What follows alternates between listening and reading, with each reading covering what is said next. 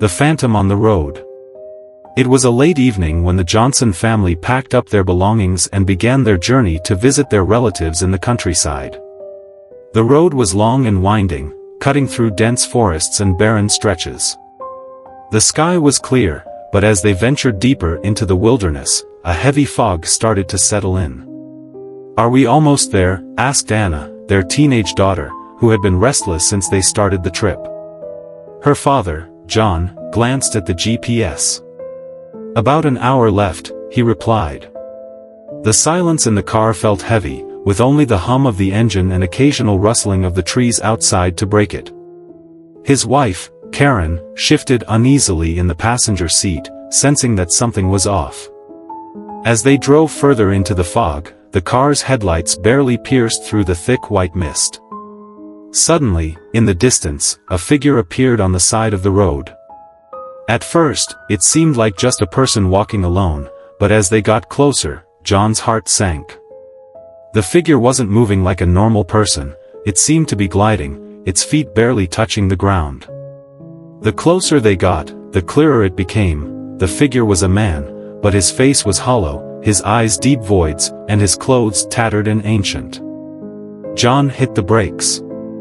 The car came to a sudden stop, and everyone inside jolted forward. Anna screamed. "Did you see that?"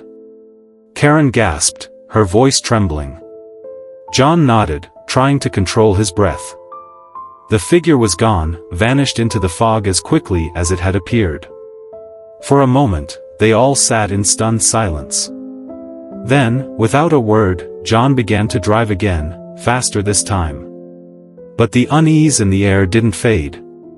Every few miles, the figure reappeared, always standing just on the edge of the road, staring at them with those empty eyes. Sometimes it would be far ahead, other times right next to the car, its hand almost grazing the windows.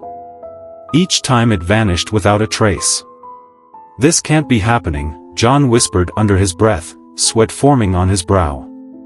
Karen clutched her seatbelt, her knuckles white. "What does it want?" No one had an answer. But then, the car's radio crackled, and an eerie voice filled the air, though it wasn't any station they recognized. It was faint at first, like a distant whisper, but soon it grew louder. The words were foreign, guttural, and dark, sending shivers down everyone's spine. "Turn back," it hissed. John tightened his grip on the wheel, refusing to slow down. But as they reached a narrow stretch of road bordered by steep cliffs, the figure appeared again, this time, directly in their path. John swerved, narrowly missing the ghostly apparition, and the car skidded to the side, tires screeching. They came to a halt just inches from the edge of the cliff. Heart pounding, John turned to his family. Anna was sobbing, Karen was shaking, and in the oppressive silence that followed, the voice from the radio spoke once more, clearer now. "Leave this place, before it's too late." Desperation gripped John as he slammed the car into reverse, backing up as fast as he could. He didn't care about the route anymore, they had to get out of there. As they sped away, the fog began to lift, and the oppressive presence that had followed them faded into the distance. But the memory of those hollow eyes lingered, haunting them long after they reached safety. From that night on, the Johnsons never spoke of what they had seen. But every time they traveled that road, they would take the longer route, anything to avoid the cursed path where the phantom waited.